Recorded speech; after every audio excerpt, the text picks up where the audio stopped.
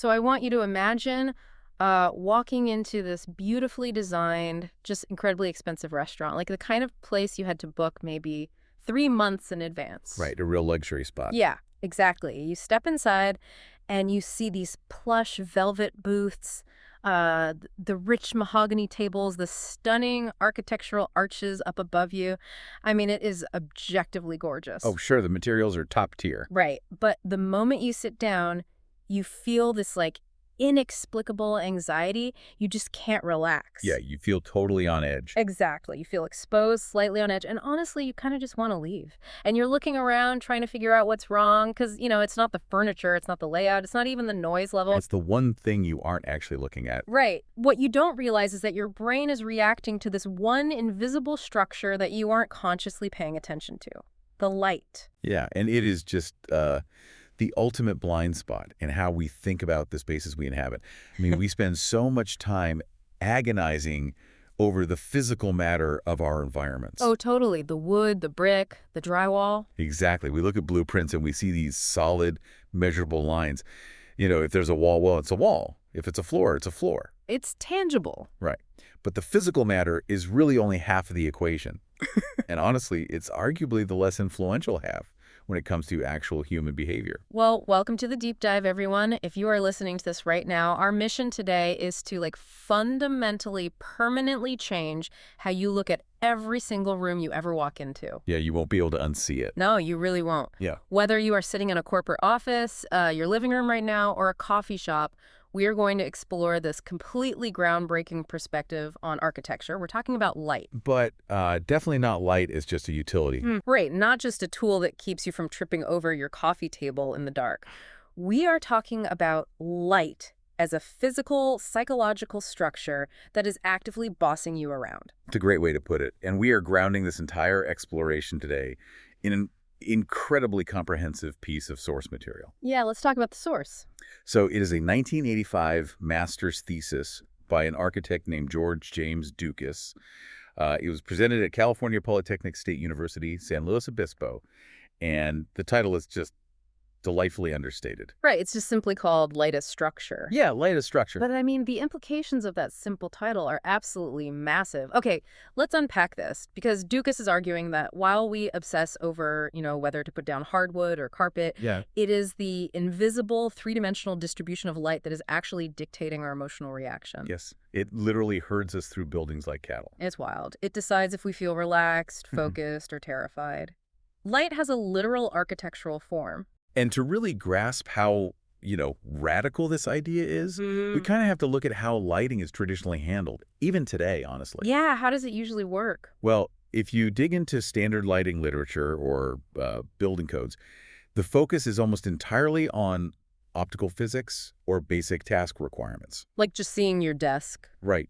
An engineer comes into a room with a light meter, they measure the illumination level on a desk, and they basically just ask, hey, are there enough foot candles here to read a spreadsheet without squinting? Right, so it's treated purely as hardware, just a problem of visibility and radiation, like how many lumens is this fixture putting out? Exactly. Is it energy efficient? Right. It treats the human being like a machine that just needs enough fuel to operate. Which is exactly the opposite of what Dukas proposes. He calls his method a synergetic approach. Synergetic approach, okay. Yeah. He argues that the psychological determinants of a space are just as crucial as the physical ones. So light isn't just radiation bouncing off a desk. It is a formal entity that creates these really specific, measurable cognitive responses. So it's doing something to our brains. Absolutely. When light hits a surface, it creates a visual stimulus, and your brain has a completely involuntary psychological reaction to that stimulus. Okay, so he's basically saying light is a behavioral cue. Yes, precisely. But if that's true, how do you even begin to design a building with that in mind? Because, you can't sketch light with a pencil the way you sketch a doorway or a window. Right, which is why Dukas outlines a methodology he calls progressive specification. And it requires the architect or designer to just completely reverse their normal way of thinking. Okay, reverse it how? Well, usually a designer picks a beautiful light fixture from a catalog, they stick it in the ceiling, and then they just wait to see what it does to the room. Oh, right. That looks nice. Let's buy it. Exactly. But progressive specification demands that you work backwards. Okay, walk me through that. Let's say I'm designing a space for you right now. How do I work backwards? Well, first you have to define the activity. What is the human being actually doing in this specific pocket of space? Okay. So let's say you are designing a small library reading room.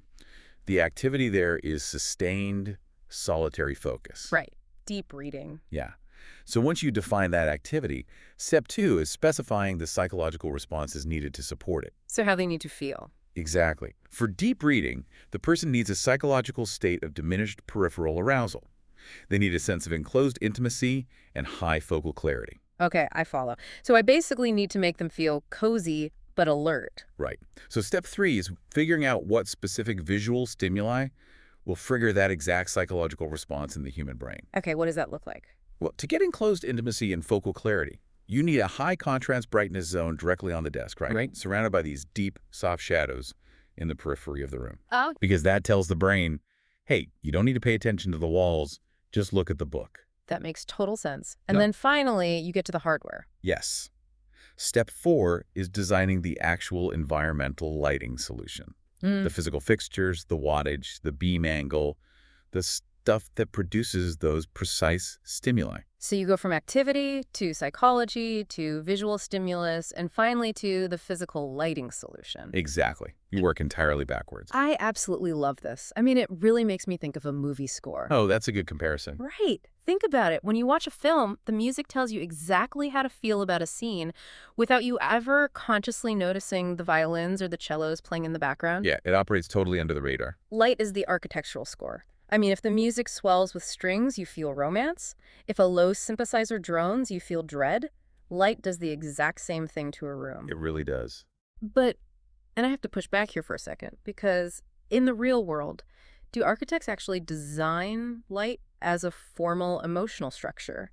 Or is it usually just like an afterthought? Once the walls are drawn, the drywall is up, and someone just says, oh, throw some track lighting in there. The electricians are coming tomorrow. Yeah, well, that reality is exactly what prompted Duca's research in the first place. I mean, throughout history, architects have dealt with mass form, the solids and voids of a building, exhaustively. Right. But because light doesn't have tangible mass, it is very often treated intuitively or, as a total last-minute addition. Mm-hmm. And that is where you get what Dukas calls disorder. Disorder in the psychological sense, like the room literally feels broken. Dukas emphasizes that the human brain desperately seeks order.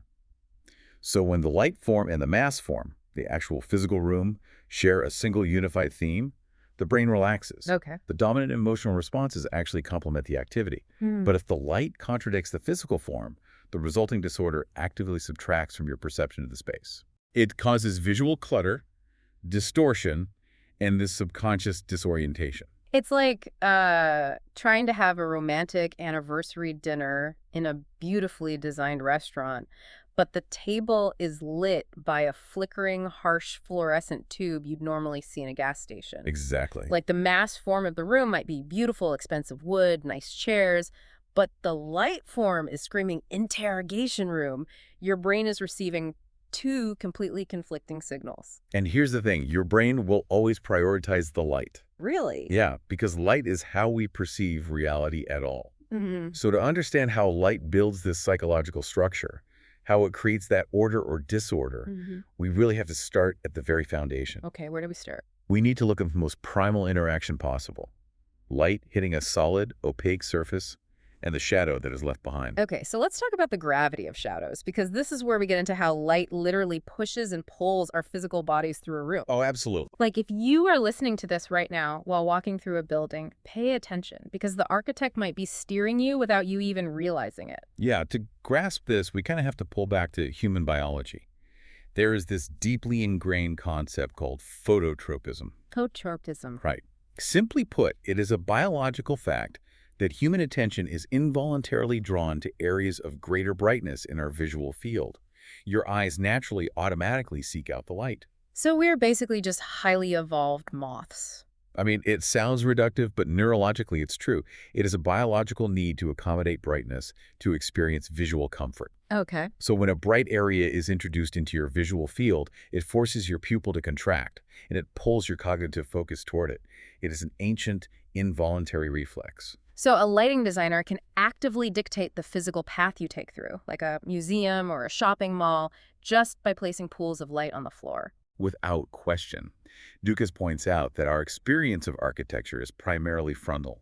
We process buildings perpendicular to our line of sight as we walk forward. Right, because we're looking where we're going. Exactly. So by weaponizing phototropism, a designer creates what is called a magnetism of target. Magnetism of target. Yeah. If you create a highly contrasted environment, you produce a visual direction. You can lead a person down a twisting hallway, make them pause in front of a specific retail display, or draw them naturally toward an exit, purely through a rhythmic hierarchy of light and dark zones.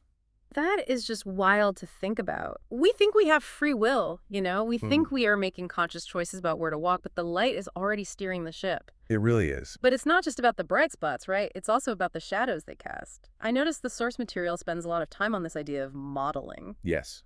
Modeling is the revelation of three-dimensional form through the interplay of light and shadow. It is really the only way our brains can perceive depth, curvature, and the spatial extension of an object. Because without modeling, everything just looks like a flat piece of paper. Exactly.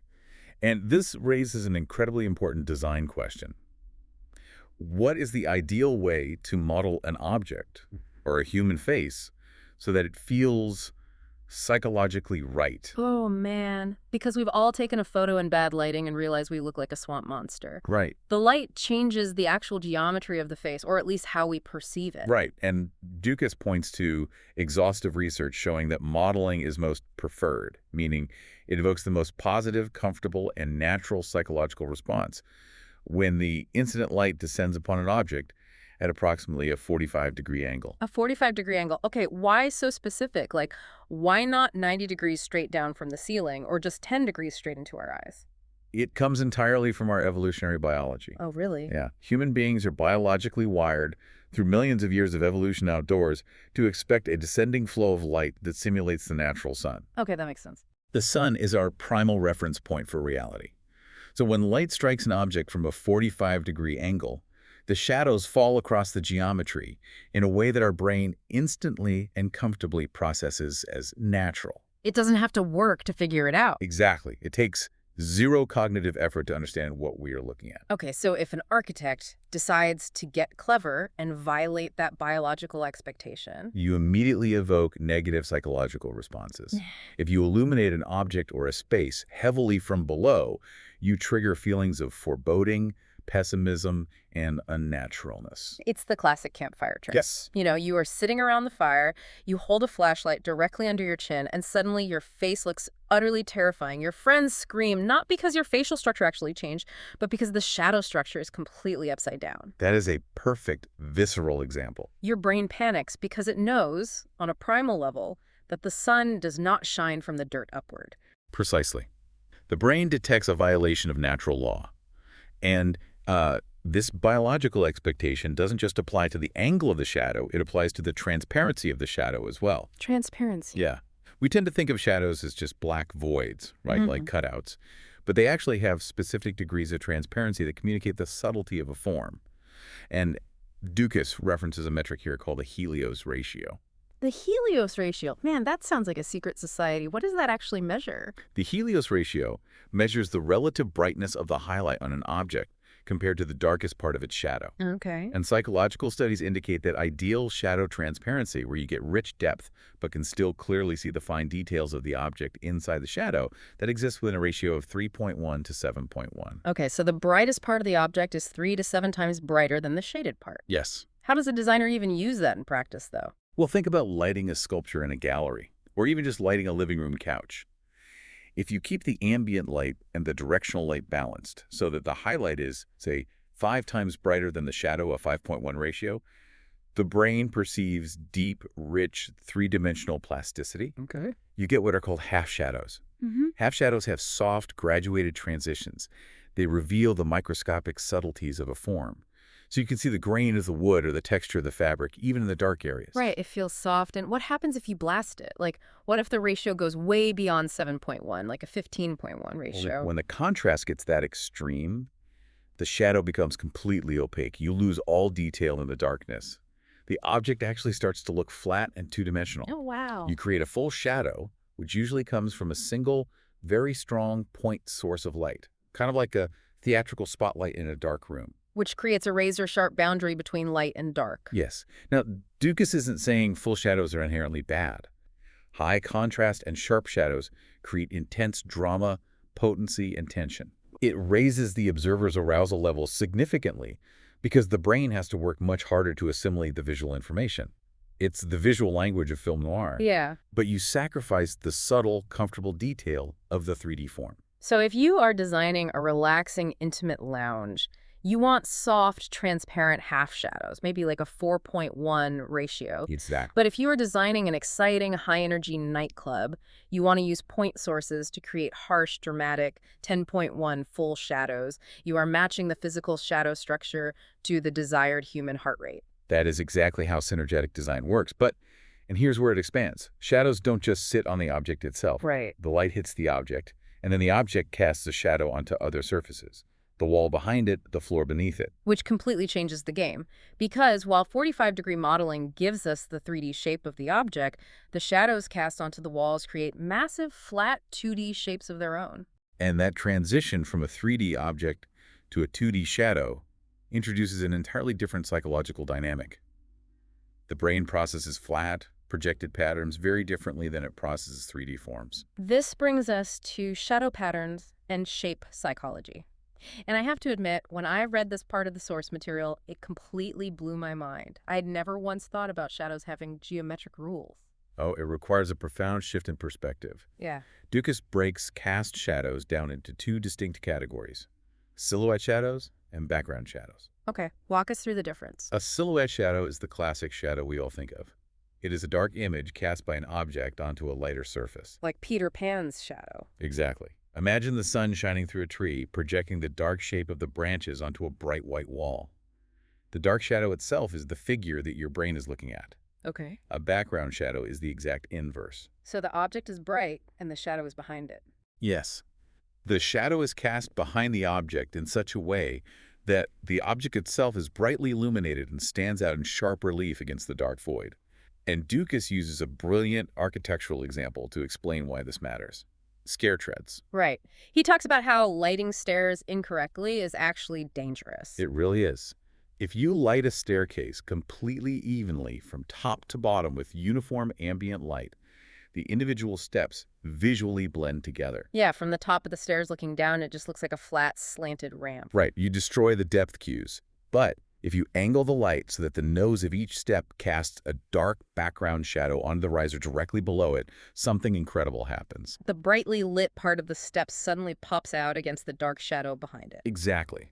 Your brain instantly, effortlessly reads the depth and distance of every single step through the biological survival mechanism so we don't break our necks.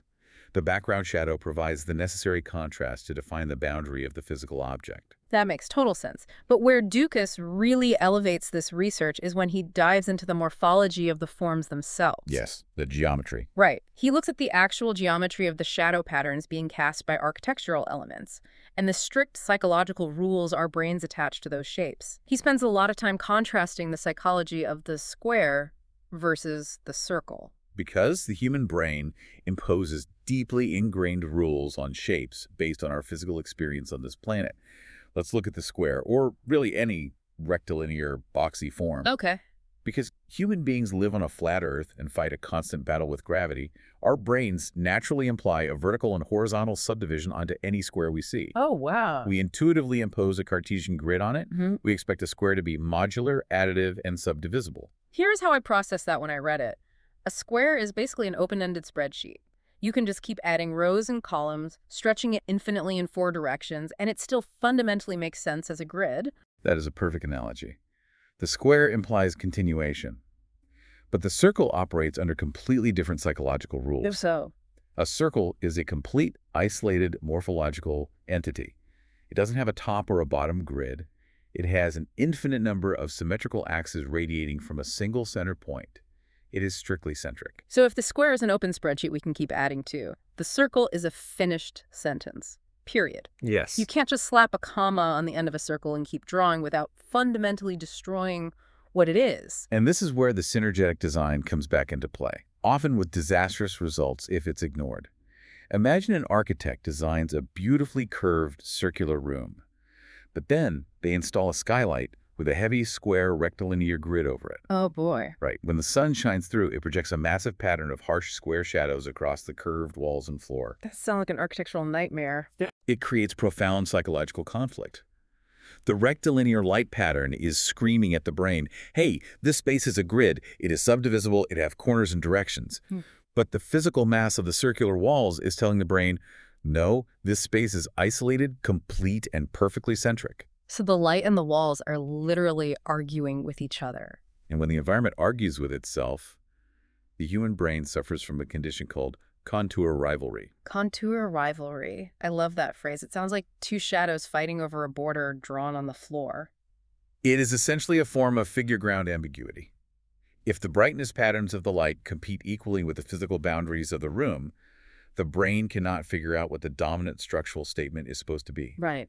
Your cognitive attention is forced to alternate rapidly back and forth between the square shadows and the curved walls. It's like looking at one of those optical illusions. Do you see the white vase in the middle, or do you see the two black silhouettes of faces looking at each other on the sides? Your brain can't see both at the exact same time. It just glitches back and forth. But what happens physiologically when your brain is forced to alternate like that? Yeah. It causes immediate subconscious confusion.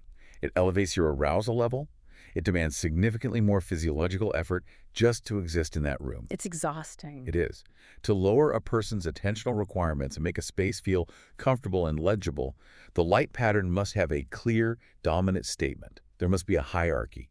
Right. The pattern of light must complete a pattern implicit in the building form, reinforcing it rather than fighting it. Which is why Dukas praises the Pantheon in Rome as the ultimate example of this. The Pantheon is a masterclass in order. It is a massive, non-directional, perfectly circular room. And how did the Romans light it? With a single, massive circular oculus at the very top of the dome. Right. The circular light form perfectly, seamlessly matches the circular mass form. Total unity. Zero contour rivalry. Wow. The brain walks in and immediately feels awe rather than anxiety. It is so satisfying when architecture just works on that biological level. But, up to this point, shadows and geometric shapes only organize our spatial understanding in grayscale. Yeah, We've been talking entirely in black, white, and shadow. that's true. It is the injection of color into these light fields that fundamentally alters everything. Color changes our perception of distance, of temperature, and of deep emotion. And we are not talking about color as mere decoration. We aren't talking about picking a nice paint chip for a bedroom wall. Dukas analyzes color as an active spatial modifier. Color is structural. He breaks down the structure of color using the Munsell variables. We throw the word color around loosely, but let's really get into the weeds of the physics here. If I'm an architect, what are the Munsell variables? The Munsell color system is a way to define color three-dimensionally, using three distinct variables: hue, brightness, and saturation. Hue is the physical wavelength of the light, what we colloquially call the color itself, like red, blue, or yellow. Brightness, which is also called value, is the luminance, how strictly light or dark the color is. And saturation, or chroma, is the purity of the color, how much white or gray is mixed into it to dilute it. Okay, hue, brightness, saturation, three distinct levers you can pull. Yes. And what is critical for environmental design is that Dukas points out a major flaw in how spaces are often colored. If you alter all three of these variables randomly across a room, the human perceptual responses are wildly inconsistent. It's chaotic noise to the brain. Right. But if a designer holds two of those variables completely constant and isolates and alters just one, it creates consistently measurable, predictable perceptual responses in everyone who enters the room. It basically becomes a hard science. So let's look at hue first, because the source material dives into how specific hues physically push and pull our eyeballs, specifically warm versus cool colors. Yes, the well-documented phenomenon of advancing and receding colors. In design, it is generally accepted that warm colors, like deep reds and yellows, seem to advance toward the viewer, making a space feel smaller, Right. while cool colors, like blues and greens, seem to recede into the distance, expanding the space. But is that just like a cultural optical illusion, or is there actually something happening physically inside our heads? It is a harsh, physiological reality caused by something called chromatic aberration. Okay. The human eye is, at its core, a biological lens. And like any lens, it had to physically adjust its shape to focus on different wavelengths of light. Because different colors diffract through the lens at different angles, the eye must physically compress and bulge to bring longer wavelengths into focus. And red is a long wavelength. Correct. So when you look at a red wall, the lens inside your eye physically flexes and becomes more convex. This muscular effort, this literal physical compression required to focus on the color red, sends a subconscious signal to the brain that the object must be very close to you. It makes the red image appear nearer, larger, and heavier. That is incredible. Our brain is translating the muscle strain of our eyeball into a measurement of distance. And what about blue? Blue is a short wavelength. It actually focuses slightly in front of the retina. So to see blue clearly, the eye muscles have to relax and pull the lens completely flat. Oh, the opposite. Exactly. That flattening sends the exact opposite signal to the brain. It assumes the object is far away, making the blue image appear smaller and more distant. So if you paint a room red, the walls literally feel closer to you, like they're closing in on you because your eyeball is sweating to look at them. Exactly. The painter Paul Cézanne understood this intuitively. He used this physical phenomenon to create depth in his landscapes without relying on traditional vanishing point perspective. He used warm and cool colors as an optical structure to push and pull the canvas. Oh. Architects can do the exact same thing with colored light to completely manipulate the perceived dimensions of a rigid room. But color isn't just about distance, right? It's heavily tied to emotion. We always say warm colors are active or cozy or relaxing, and cool colors are calm or clinical or melancholy. Is that just because fire is warm and ice is cool, or is there a deeper biological root there too? Dukas suggests the emotional resonance of color is deeply rooted in human evolutionary biology, specifically tied to our circadian rhythms and the natural cycle of the sun. Okay. Think about the timeline of human evolution outdoors. When is our biological energy, our need for alertness and activity, at its absolute peak? In the early morning and midday. And what does the sky look like at midday? It is bathed in cool blue, short wavelength scattered light. Our brains evolved to associate cool blue light with the need for high-level activity, physical alertness, and hunting. And the warm colors? As the day ends, the sun drops toward the horizon.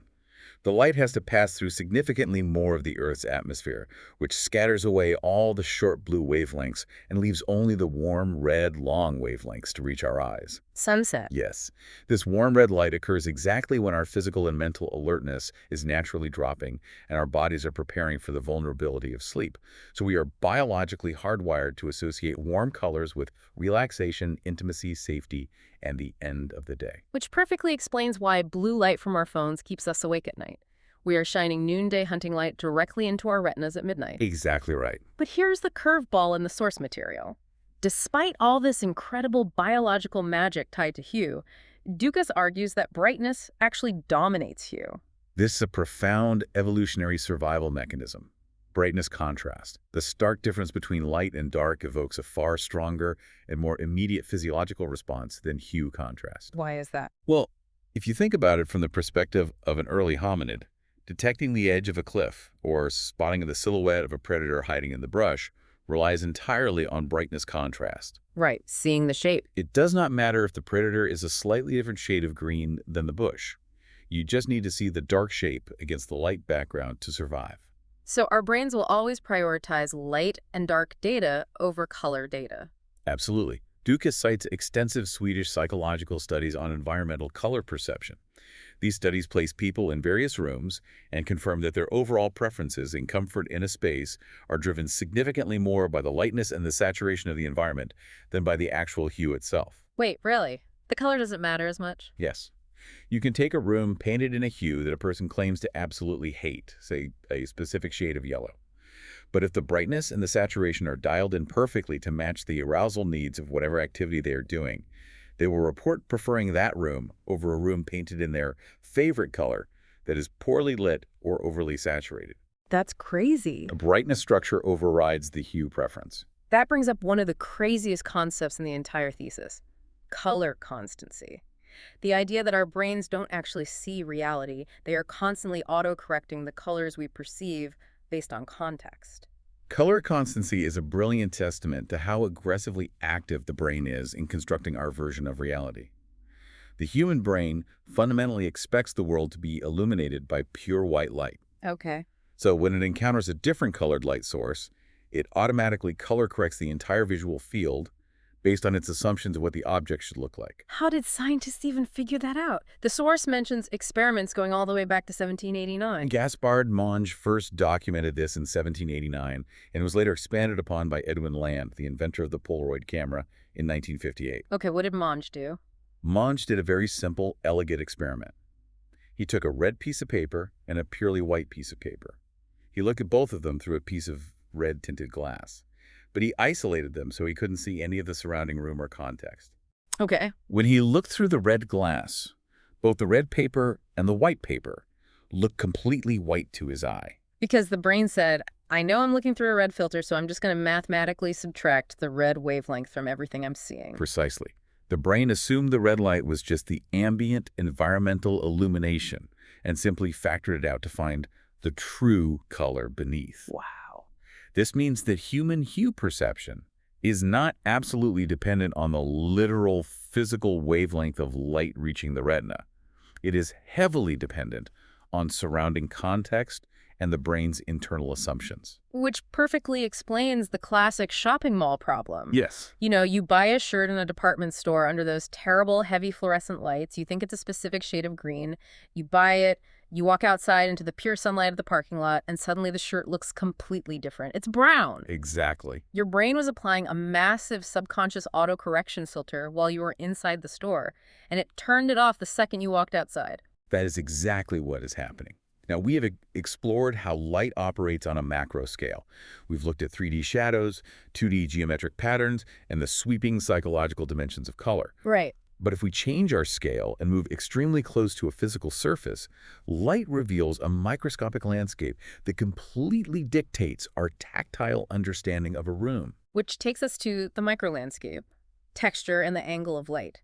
Because texture isn't just about how something feels when you touch it, it's about how light tells you it feels before you ever reach out your hand. Yes. Yeah. To study texture scientifically, we first have to define what it actually is perceptually. Okay. Dukas notes that texture is defined as the regular, continuous repetition of small surface elements or irregularities on a material. But here is the critical threshold.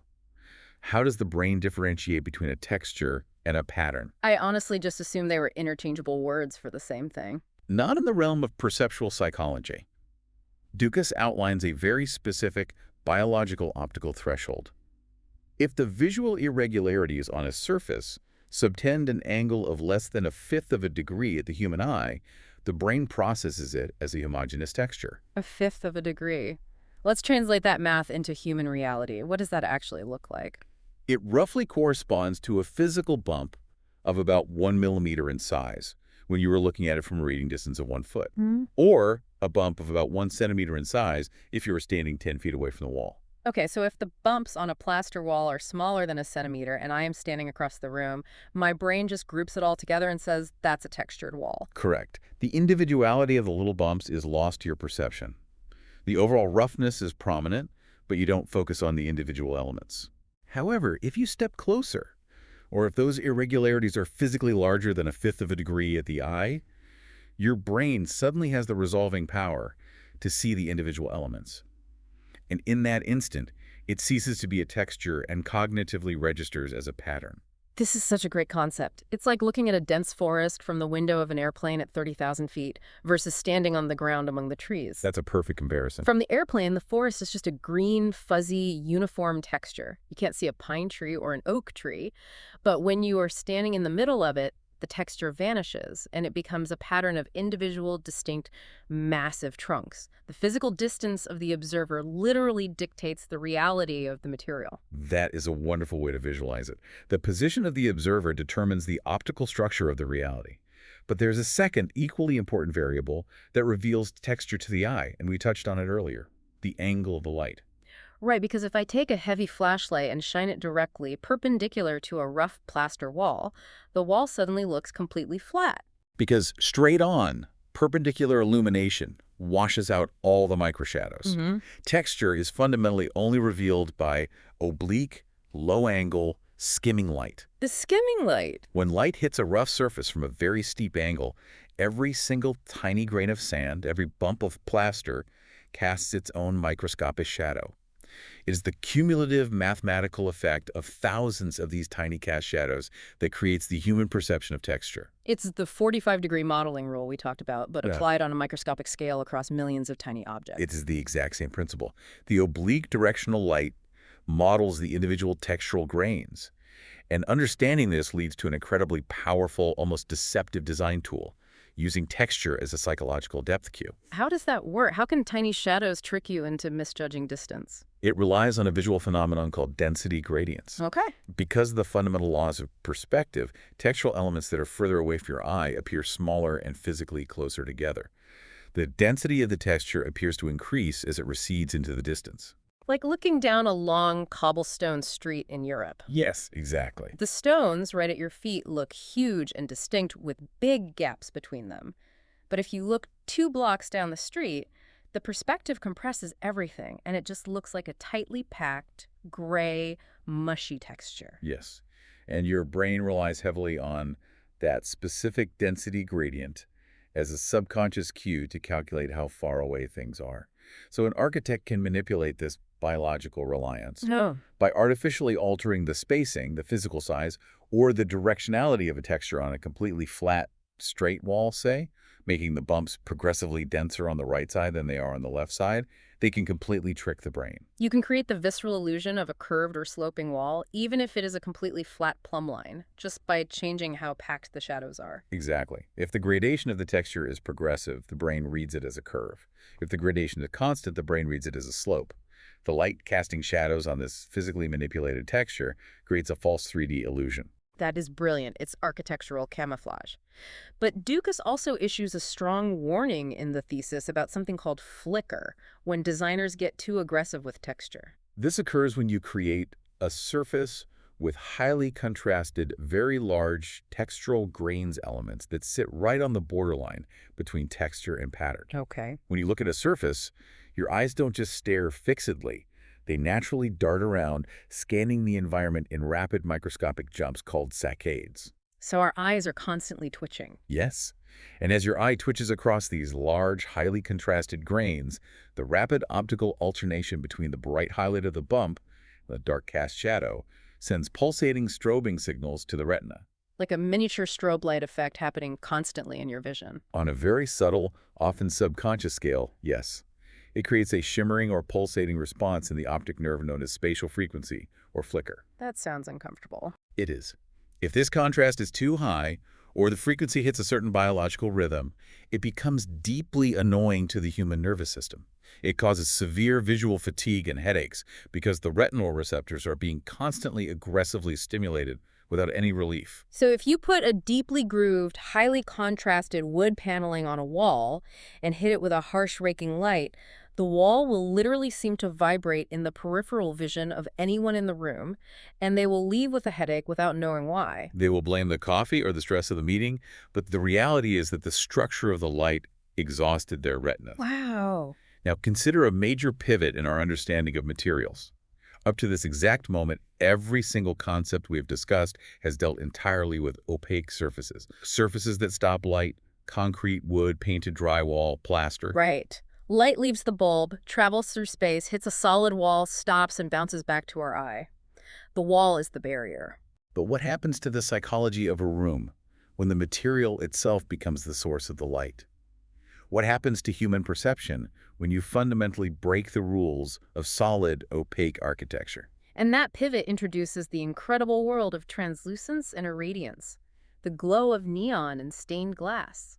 We are moving from surfaces that merely reflect light to surfaces that are light. The primary physical shift here is moving from subtractive light to additive light. Break that down for me. When you mix physical pigments on an opaque surface, like a painter mixing oils on a canvas or a manufacturer mixing dye for carpet, you are engaging in subtractive mixing. The more colors you mix together, the more light the surface absorbs. If you mix all the colors together, you subtract everything and you get black. The surface eats the light. But luminous sources, like a piece of transparent glass with the sun shining directly through it, operate on additive mixing. When you mix luminous primary colors of light red, blue, and green, you are adding light energy together. If you mix them all, you create pure, brilliant white. So it's completely inverted. Exactly. This fundamental physics change completely alters how the human eye processes the color, the boundary, and the contour of the physical material. And the ultimate, most glorious historical example of this is medieval stained glass. Ducasse pulls from a massive analysis of French Gothic cathedrals written by an architect named Viollet-le-Duc. Eugène-Emmanuel Viollet-le-Duc. He was a 19th century French architect who dedicated himself to the restoration and exhaustive, painstaking study of medieval architecture. He really did his homework. He spent countless hours analyzing the stained glass windows of the 12th century.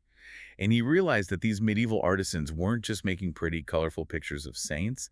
They were master manipulators of optical physics. Wow. Specifically, they were managing a biological phenomenon called the suffusion response. The suffusion response, that sounds like a symptom you'd look up on WebMD. What is it? In optics, it is also known as halation.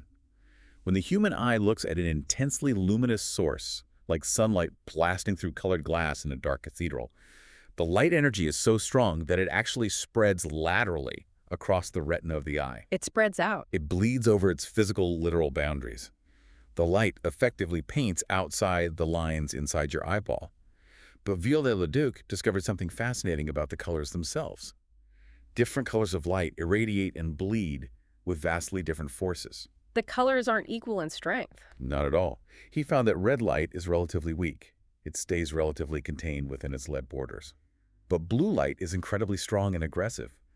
Blue light will rapidly irradiate and bleed over its borders, encroaching heavily on whatever colors are next to it. So if a medieval artist puts a piece of bright blue glass directly next to a piece of bright red glass, The blue light literally spills over the red in the viewer's eye, and the human brain perceives the overlapping area as a muddy purple. The blue completely overpowers the red, destroying the clarity of the image. that is fascinating. So if you are standing in a massive, dusty Gothic cathedral looking up at a window 50 feet away, how did the artist deal with that if they wanted you to clearly see a distinct red robe next to a blue sky? They had to engineer literal optical dams. Optical dams. Viollet-le-Duc noted that the master artisans would use thick strips of clear white glass or heavy lead purling to physically separate the blue and red paints. Oh, to block it. Yes. The white glass or the thick dark lead acted as a visual barrier, an optical dam that held back the overwhelming spill of the blue light, stripping it of its irradiating power and allowing the red paint to remain distinct and visually pure.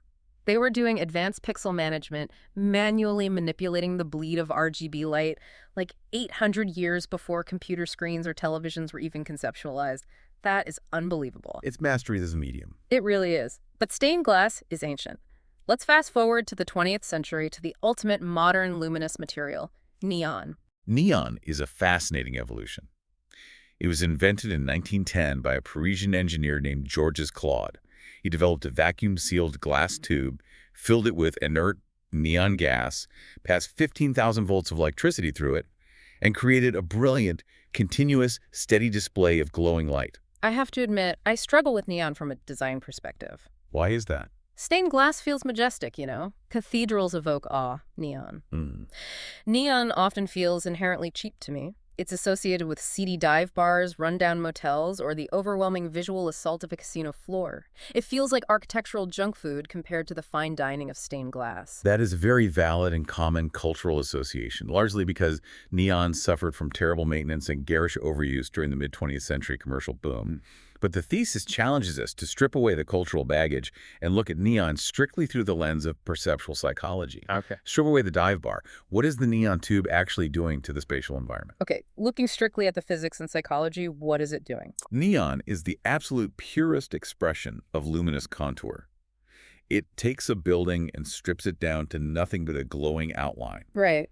When an architect makes the contour of a shape, the literal outline of a window or a roof, the absolute brightest object in the human visual field, they completely overwhelm and destroy the subtle 45-degree modeling shadows we spent so much time discussing earlier. Right, because the light is coming from the edge of the object itself rather than shining on the object. You blast away the 3D half shadows. Exactly. By dominating the visual field with pure contour, neon actively and aggressively diminishes the three-dimensional depth of the space. It flattens the architecture. It flattened it. It takes a physical, heavy building and turns it into a highly potent, aggressive, two-dimensional graphic environment. It turns a three-dimensional building into a flat, glowing cartoon drawing. This makes total sense when you think about the Las Vegas Strip at night. Oh, absolutely. If you walk down the strip during the day, it is this massive, heavy 3D concrete reality. You see the mass. But at night, when the neon and the LEDs take over, the depth disappears, and the entire city becomes a flat, glowing, vibrating graphic design. I cannot understate what a profound architectural power that is. You are literally dematerializing mass. Wow. You are replacing the physical, heavy reality of thousands of tons of concrete and steel with a drawing made of pure, weightless light. The psychological arousal level is incredibly high because the visual contrast is absolute. It's so intense. It is the exact psychological opposite of the subtle, relaxing 5.1 half shadows of a library reading room. It is designed to excite, to stimulate, and to overwhelm. It is weaponized light. So neon creates these aggressive, flattening contours by becoming the light source. But Dukas also explores another translucent material, probably the most common material in modern architecture, that does the exact opposite. All right. A material that is used not to flatten space into a drawing, but to entirely dissolve the boundaries of a room into thin air. Which leads us to the final major concept in the thesis: reflections, ambient light, and the complete dissolution of architectural space. Let's talk about mirrors and highly reflective glass. Because honestly, when I look in a mirror in a room, I just check to see if my hair looks okay. I'm looking at myself. I rarely think about what the mirror is physically doing to the structure of the room I'm standing in. But think about what a mirrored wall physically is in a room. It is a solid, impenetrable structural boundary. Yet optically, it completely destroyed the tactile sensation of that wall. Because you can't see the surface of it. The 15th degree texture he talked about doesn't exist on a perfect mirror. Exactly. And without tactile cues, without texture, without surface shadows, without density gradients, the human brain cannot perceive a physical boundary. You can't see the wall. The brain relies on those microshadows to say, stop, there's a wall here. If the brain cannot perceive the boundary, it simply assumes the space continues indefinitely. The psychological perception of the space feels vastly expanded, even though the physical footprint hasn't changed an inch. So, what does this all mean for the exterior of a building? If I'm an architect and I cover a massive corporate skyscraper, entirely in highly reflective mirrored glass, I am basically putting the building in architectural camouflage. That is precisely the function. It allows a massive looming skyscraper to essentially wear the sky or the passing clouds or the bustling surrounding city as its own skin. Wow. By reflecting the environment, it dramatically increases what Dukas calls spaciousness, while simultaneously decreasing enclosedness. Wait, those sound like synonyms. What is the architectural difference between spaciousness and enclosedness? They are distinct psychological metrics. Enclosedness is the magnitude of your perceived ability to derive visual information from an exterior space. Okay, give me an example. If you are standing in a windowless concrete bunker underground, enclosedness is absolute. You have zero information about the outside world. Got it. Spaciousness, on the other hand, is your brain's relative assessment of the size of the physical volume you are currently occupying. Reflective glass manipulates both metrics simultaneously. It breaks the visual container. The source material specifically mentions Ludwig Mies van der Rohe and his early designs for glass skyscrapers. Yes. In 1922, Mies van der Rohe proposed a design for a totally radical, towering glass skyscraper in Berlin. And what is fascinating about his process is that he didn't use odd, jagged, and curved shapes for the floor plan just to be weird or to embrace expressionism. Why did he do it? He designed those specific curves to study and mathematically manipulate the reflections of light. He wasn't designing the building itself. He was designing the reflection the building would cast. Precisely. He realized long before modern materials caught up that the primacy of a highly reflective surface could conceal a building's massive bulk rather than reveal it. That's genius. He was playing with the illusion of transparency and dematerialization. He proved that if an architect can perfectly control the angle of reflection, they can make a massive, heavy, imposing structure feel completely diaphanous and weightless. It is an architectural magic trick. You make a mountain of steel disappear into the clouds, but you don't even need mirrors or glass to dissolve a solid wall, right? Dukas also explores the psychological power of ambient light, just pure, diffuse, shadowless light. Ambient light is defined as light from a massively extended source where shadows are partly or totally absent. Think of standing outside on a deeply overcast day where the entire sky is glowing gray, Or standing in a room with perfectly uniform, indirect lighting bouncing off the ceiling. Ambient light is the enemy of contour. It destroys edges. Because there are no 45-degree angles to cast the shadows that define the edges. Everything is illuminated equally from every direction. Exactly. And to illustrate just how powerful this shadowless environment is, Dukas highlights the work of the contemporary artist James Turrell. I have actually experienced Turrell's work in person. It is genuinely mind-bending. It breaks your brain a little bit. Turrell is famous for creating what he calls space division constructions. He builds seemingly normal rooms, but he uses perfectly controlled, meticulously diffused ambient light to illuminate a flat wall or a corner in such a specific way that every single shadow, every single tactile cue, every speck of texture is completely erased. And when you stand in the room and look at the wall just vanishes. It doesn't look like drywall anymore. It looks like a dense, glowing, colored fog. It looks like you were staring out into an infinite, boundless atmosphere. Mm. You feel like you could walk forward and fall into it forever. It's wild. Your brain, utterly starved of the contour and texture cues it desperately relies on to calculate depth and stop forward momentum, simply gives up. The physical boundary dissolves in your mind.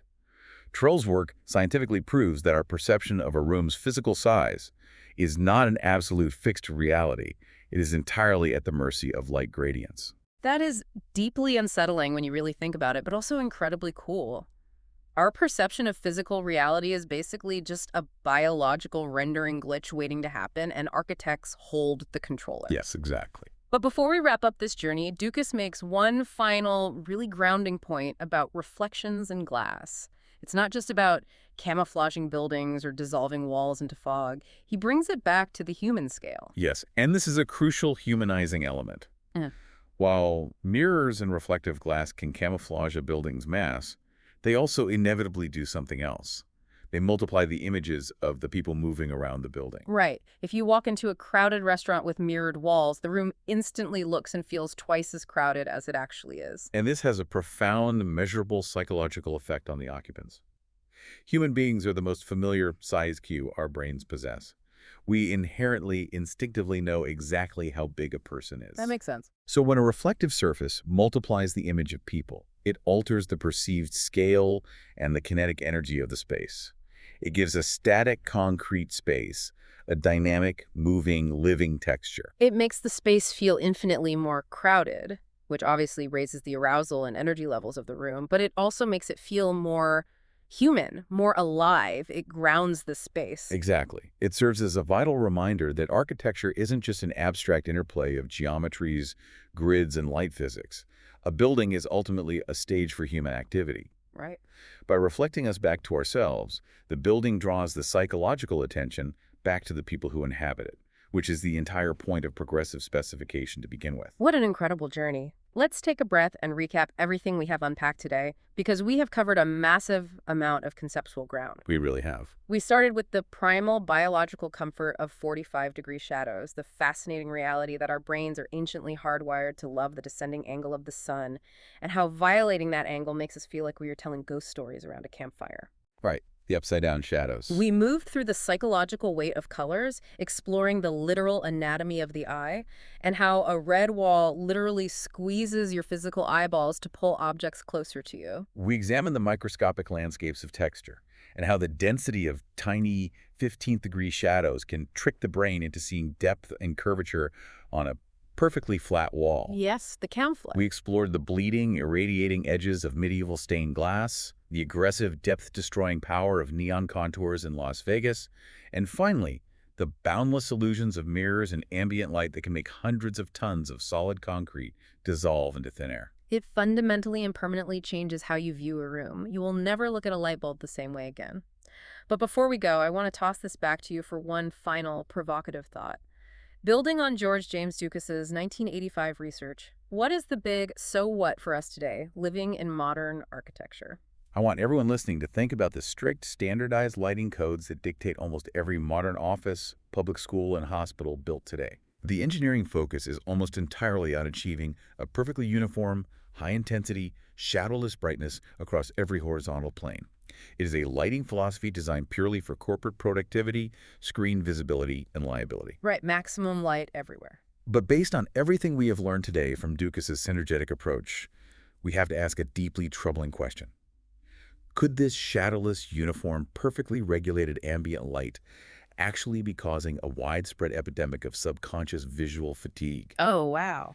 Are we systematically starving our brains of the hierarchical three-dimensional shadow structures and the warm to cool biological rhythms that our bodies crave to feel sane, oriented, and human?